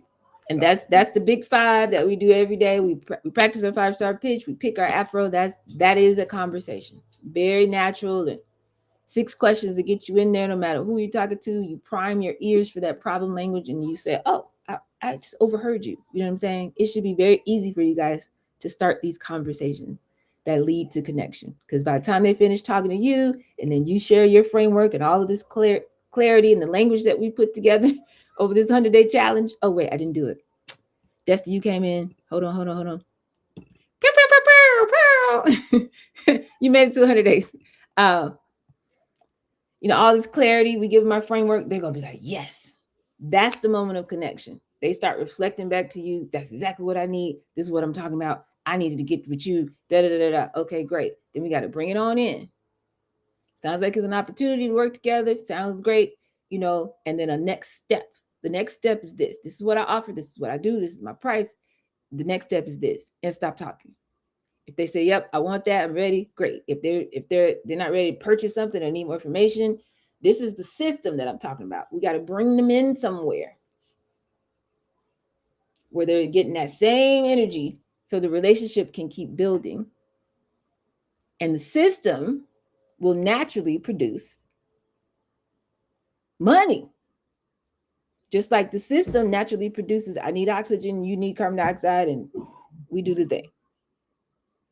That's what I'm saying. So we have to do these parts that we neglect, and we say, oh, I'm tired, and oh, can somebody else do this for me? No, this is the system. Can somebody else come and breathe your oxygen for you? What you mean? And once the system gets built, then yeah, you can bring in tools and agents and people to come in and now manage and maintain the system, but you have to birth it first. Okay, so that's first. You and that one-to-one, that's level 1. Level 2 is you and your community, right? This audience you're building, platforms you stand on, stages you stand on, when you use your social media, when you do your emailing, this is a system going many to many, and it has an architecture. And then you have to be just as intentional as you are, get that connection on one-to-one. You got to do it one-to-many. Okay. If you try to build community on performance and what everybody else is doing this on social, so I'm going to do it too. And you don't take all the stuff we apply and make sure it's intentional. They feel seen, heard, understood, cared for, valued. They feel recognized. They stop scrolling because the hook, they see themselves in that. Oh, they talking to me. And then they read it. Then they learn something. You create the curiosity loop. And then it's like, well, I need to know the answer. And then they actually learn something. Most people are doing like this, but I do it like this. They see the difference. And I'm over here and you're over there. I would like to be over there where you are. Well, if you want to take another step and then you have a free offer that brings them even closer, they take another step. You see what I'm saying? Like the intentionality in the system. When you build community with this relational architecture, with this physics, having a consistent presence, they know what to expect from you. They're pulling up every day. They're scrolling, looking for your content specifically. If it doesn't come on their feed, they go and search your channel and look. Let me see what she talked about today. That is self-stabilizing. It doesn't require you to be, just supernaturally brilliant, in one specific session or moment. I was just on it that day and I sold so much, product. It doesn't require that, because this community is now responding to the forces that are happening among us in this community. It becomes self-sustaining. So that's why, after much ado and much pushback from friends and advisors, the Dollhouse became something more like a daily practice. It's not really just like, oh, I'll be teaching a workshop in March, see y'all there. Oh, I'll be teaching at this place in October, see you there. I mean, I'm gonna do that too, but it's this daily, it's a relationship. And showing up for your audience on your social media or however you're showing up for your audience is not a content strategy. This is how we create the interaction and keep the connection and build a relationship. And your business is just relationships with numbers. So the showing up daily is the system, the controlled environment that keeps those forces between you and your customer stabilized. Okay? It's the relational field. Because they know, like it's like church. If you go out of town and you go visit your mom for 2 weeks, you're not, that the next Sunday after that at 11:05, they're going to be right there where they always are. They know it's going to be there. That predictability, that reliability, that's what trust is in a relationship. That is what makes people stay. It's not the brilliance we had one time, one good time. No, you're always there. You're always like this. That's the architecture that protects your relationships after you make a connection with people in your business. So these things that we do in the background are not optional. They are actually part of the architecture that makes a sustainable, profitable business possible. Okay. And then lastly, you're going to have a relationship between you. You got you and your one-on-one customer. You got you and your community going one to many. And then eventually, when you get to level 3, it's many to many. It's going to be a relationship with you and the numbers. Now, what do I mean? Business's relationship with numbers. What do I mean? It gets to a point where you don't know the founder of Nike or Apple. You don't know them personally. They're not at your house every day, every week. They're not pulling up, you're not pulling up on Zooms with the founder of Zoom. They have a relationship with you through numbers. It's like, okay, I have this many users on the platform. I got to make sure we're adding new features every month. I got to make sure they can, if they have a question, they can reach somebody. They're still managing the relationship. But now it's with numbers because you don't know everybody personally anymore. There are people in other rooms that you're not in, and they're sharing. Look what she posted. Look, you need to follow her because da da da da da da. It's numbers now. 100 people shared it and whatever. So now you can get to the part where people want to measure and have dashboards and KPIs and all that kind of stuff. You want to run your business by the numbers, but most of us are not there yet. So by the time you get there, when you do it this way, you're not just looking at numbers for numbers' sake and just running, trying to find an investor and doing silly stuff that people just make up. I don't know where we get this stuff. You're looking at these numbers as a measurement of the quality of the relationships, the underlying relationships in your business. So your close rate is really a measure of how well your conversation, the Afro method, is building enough trust for people to want to say yes. If I talk to 100 people, first of all, are we talking to the right people? So there's some numbers before that. I talked to 50 people, half of them are like, what are you talking about? So that's not my ideal client. Now it should be 100 people who are my ideal clients. And then out of them, how many people take the next step, take the free offer, next step, right? Retention rate is a measurement of your ability to deliver in a way that sustains the trust that was built initially. Your referral rate, how well, they feel so great about it and it's so clear and so changed that they want to tell everybody. They want to put their relationship on it. And your revenue is just the aggregate of what you did one-to-one, one-to-many, and many-to-many. So that's why your numbers don't move when you work on the numbers. You can't fix not one of these metrics by learning better closing lines, taking a class on negotiation and stuff like that. But you can fix it when you deal with the underlying infrastructure of what makes people feel like they want to feel at every step along the journey to that transaction. Right? Are you making people feel seen, feel found, and recognized? Are you teaching them a methodology that makes the path feel safe? Your framework, it makes me trust that you know what you're talking about. I don't hear enough of you talking about your framework. That's how I know we can rise in this. Because your framework, your methodology, not just I can help you do this thing, but your methodology around how you help me do this thing is what makes the pathway feel safe enough for me to take an action with you. So you should be talking about that. And then give them a taste test, a free experience, a community, bring them in that makes them feel the outcome and feel the feeling before they ever pay you. So by the time it comes down to them paying you something, that's not when you try to build trust. It's just a confirmation that you already did.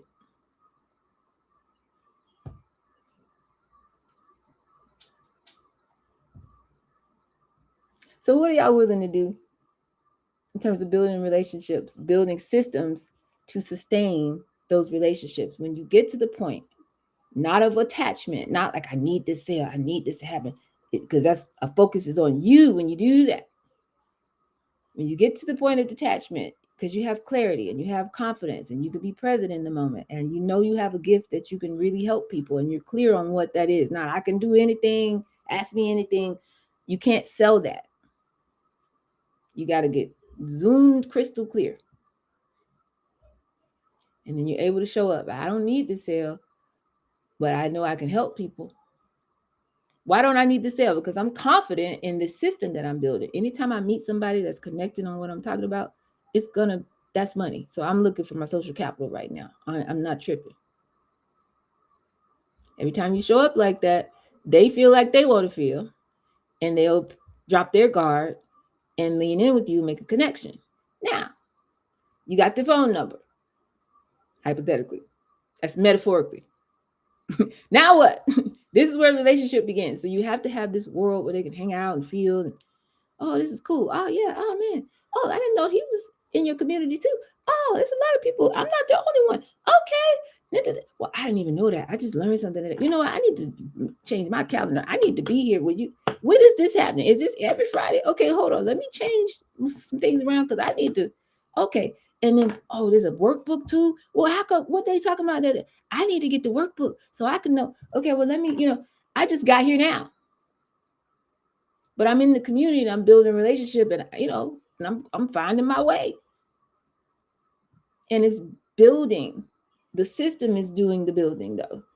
Not you calling somebody, hey, just check it in. You ready yet? You ready to buy yet? Like that's not, no.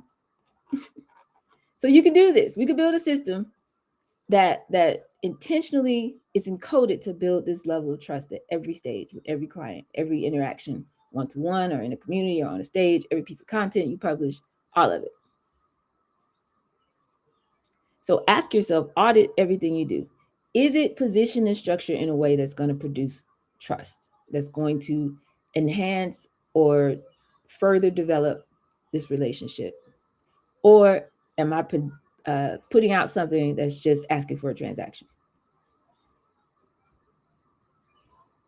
If you build trust and you add value, and then you invite someone to take advantage of an offer that's 100% for them and that you can guarantee is going to get them a result, you're not extracting anything, you're giving them something. So if you build this right, it will compound over time and create a structured environment where the natural byproduct is money, it's revenue. And that is how you make your brilliance match your bank account. So, what y'all got? Questions, comments, concerns, challenges, feedback, perspective, and personal story time. For those who weren't here when I said it, I will be here tomorrow too. Probably Sunday at 2. And then we're going to, next week, Monday through Friday next week, will be spring break. I will not be here at 2 o'clock. And then after that, you'll know what I'm doing because I'll tell you. But I will be here tomorrow at 2 o'clock. And then tomorrow evening for the ladies, we'll be down at Madam C.J. Walker in Sweet Auburn Historic, downtown Atlanta. Afro has 2 F's and 2 O's for those who need to know that. That's the Afro method. But any feedback before we jump off? Happy 100. Y'all did it.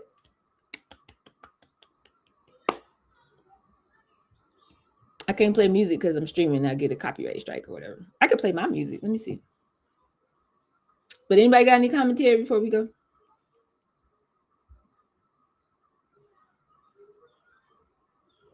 We made it. We made it. We made it. I'm excited to keep it going. I know, right? Because we can. Because we can and we must. Did it help you change your perspective a little bit around why we have to do all this? Like, why I gotta build it this way? Why, Tell me if that helped at all, what we talked about today. Claire said yes. Absolutely. But you've been teaching us so much for these past months, and it feels like it's all connecting now instead of just a list of things that I have to do. Mm-hmm. It's still a list, but it's easier to navigate in my head and picture where the flows should be. Nice. And how I approach people as well. And what you were talking about is, relationships.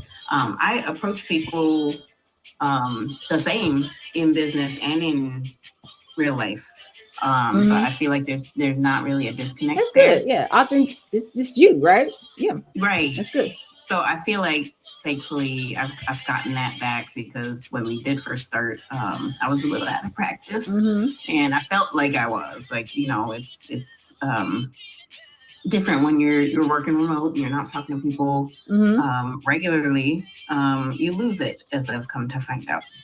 Yeah. So it's nice to be confident enough to talk about myself and my business without hesitation.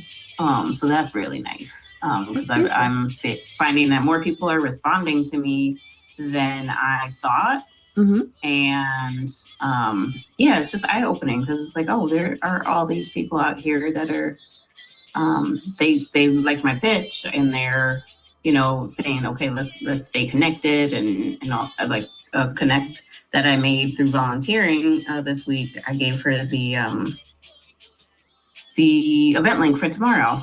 She's a Black woman, Black entrepreneur. She's been in business for 11 years, moved here from DC and all that. And I was like, you know what, why don't you, come to this event? But we talked all day, basically, because I was there from like 8 a.m. to 3 with the kids, and we were teaching together and helping with the camp. So we learned a lot about each other, and we were even talking about, more spiritual things and taking care of yourself, and, making sure you take that time for yourself. So that was a powerful moment, because a lot of the things that we were talking about, she was like falling on the floor. We were talking about, real pain points and things that we are dealing with, and stuff like that. So It's just very interesting, but I definitely understand what you're saying about business relationships being like, friendships and real relationships, real connections. And that's pretty much how I see it, honestly, because we're all people, we're all humans. There's nothing different about you, that I can't talk to you and see what you're about and share what I'm about. Yes. So it's just been eye opening, this whole experience. It's been great. I love to hear that. Go ahead. I'd like something if I could, because it's kind of like yourself, your physical self, as the stabilizing force, and you as the system within itself as a founder. And all of these different parts are so connected because we're regulating our nervous system as we are also in this structured environment that is controlled. It's the system that's stabilized. And so the more that we become stabilized and centralized within us, the more that we can conduct this system that we have to have a controlled environment in. Kind of goes back to who we are. That's right. It compounds. That's right. You get who you are. The more you are that, the more you get that. Exactly. I love it here. That's a great way of saying it, LaTanja. I know. Because it's a lot of inner work. It's a lot of connection. There's so many, like you said, all the synapses are firing. They're firing. The neural pathways are neuroning. It's happening. So many connections happening. Yeah, man. Yeah. You get, yes, you guys are getting it. You're getting it. You're getting it. Yes, this is what I'm talking about. So Patrice said on the stream, she said, it feels really solid. Shout out to y'all streaming, by the way. She said, this all feels really solid. The only place where she feels weak is the Afro method. And somebody else just mentioned they need to work on the Afro method, Clara. So we will focus on that going forward. Because like I said, I'll be here tomorrow too. Let me go ahead and say I'll be here Sunday at 2 so we can plan our week. We're going to do elephant diet things. But Monday through Friday of next week, I'm on spring break. I'm taking off. If y'all said, try to sit down somewhere. So we will do that. And then I'll tell you the schedule going forward. We got CEO Summer School coming up again this year. The next 100-day challenge is not going to start till August. So you'll have time. But in terms of me showing up and streaming every day, there's like a little community forming here. So I got to now figure this out. But anyway, Clara says, my focus is making my foundation solid. I love that. I love that.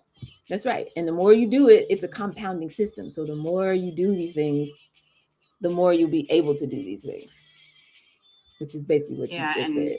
Making all of these, I'm working through my framework. I pretty much have it, but I need to create the one pager. And then, I feel like it is all compounding because it's like, okay, I have my about me and my brand guide and all that stuff. And Claude was just asking me, it's like, what's your brand colors? And I'm like, really? Yeah. Why don't you know this already? Right. So I just went to my GitHub and downloaded it's right there. Like, exactly. Here, this should be what you need, And so it took time and effort to create those things, but it is making my life easier now. So that's what I'm thinking. I'm like, okay, future Micaiah is gonna be so happy. She's gonna be like, girl, you did that, That's exactly right. It's a real thing. It's a real thing. Yes. Which goes back to what we were saying about intuition, because intuition is also future self talking to you. Intuition is like, yeah, you might want to go ahead and do that. And you'd be like, I don't need to do that. Okay. I said what I said. And then if you do it and then you get down the road, you're like, oh my God, I'm so glad I did this. And it's like, did I say that? You know what I mean? Yeah. Right. It's just like that. Yep. It's just like that. So somehow, you guys, some type of way, I call it a download. I don't know what else to tell you. I mean, I am a master teacher. I am sitting in the seat of the ancestors. I am following my highest intuition to even be doing this work. It was asked of me from the people. I had no desire to teach entrepreneurship. I was asked to do this work. It is my gift. Everybody can't teach. Everybody. I'm not saying I'm the greatest entrepreneur in the world. I'm great, but I don't know anybody who could teach it like I do. It's a gift. And so as I do this work, everything that I'm saying that happens on an individual level, like the way your brain works and your chakras, is all the systematic unspoken, unseen parts of who you are that makes you you. And nobody can tell me that's not a thing. You know, why are you talking about spirituality and entrepreneurship? Of course, because entrepreneurship is a spiritual act. Like, what do you mean? Where's your idea come from? Can't see it. You got to bring it to the seen realm. So anytime you bring something from the unseen to the seen, that is a spiritual act. Okay. So we're spiritual creatures. Don't tell me we're not. Yeah, I mean, your breath, all of that. So I have the same way you have all these things happening when in you as an individual, and then you to one to a person, and then how that compounds to a network or community of people, to people that you never met, but they all are having a shared experience with you, has now been downloaded and encoded into the entrepreneur's roadmap. So it's literally like a sacred text. It's like, here, everything is in there. And so if I zoom in on, I push it on one of them, we go down this rabbit hole, everything you need is in there, and it's going to zoom all the way back to you and what's going on with you and your thoughts and emotions and the actions you're taking every day. And, you know, the breathing of the giving and receiving, that's the oxygen in your brain, in your business. And the intentionality, that's the focus. And the time, you know, managing your elephant diet and showing up and doing it again, that's the cadence, that's the heartbeat. And this is how we breathe life into this thing. The state of your nervous system is what controls it, keeps it a controlled environment. Instead of you, every time something goes on, oh my God, I thought I was going to make this money. They said they're going to pay me by Friday. They didn't. And then you just lose it. That's not a controlled environment. So we have to rise to the point where we can hold that energy, zooms into you. Now you start zooming back out. You go start talking to people one-to-one. And then it zooms back out. Now you're talking one to many, and then it zooms back out. You go many to many, and now you got these numbers and these transactions, and you have a brand reputation, and you're known, and you're getting calls from other companies, and y'all in the magazine and stuff like that. But when you zoom back in, it comes right back to you. So it's a fractal system. That's what I mean when I say that. Like the Russian dolls, the little one goes in there, and then the big one. But it's all one. So everything I teach is part of this one system. And y'all got it. We got it. We did it. So it's 4:00. So let's get up. Enjoy your weekend, or strong end, as I heard people say, which, okay, now we just can't speak English at all. Let's create our own language, shall we? And I'll see some of you guys on tomorrow night. It's going to be a blast. It's going to be what you experience one-on-one with your friend Micaiah. We're doing that as a group. I'm excited. So I'll see y'all there. Until then, we got to go. We got to go. We out. Pew! Thanks, doll. Thank y'all.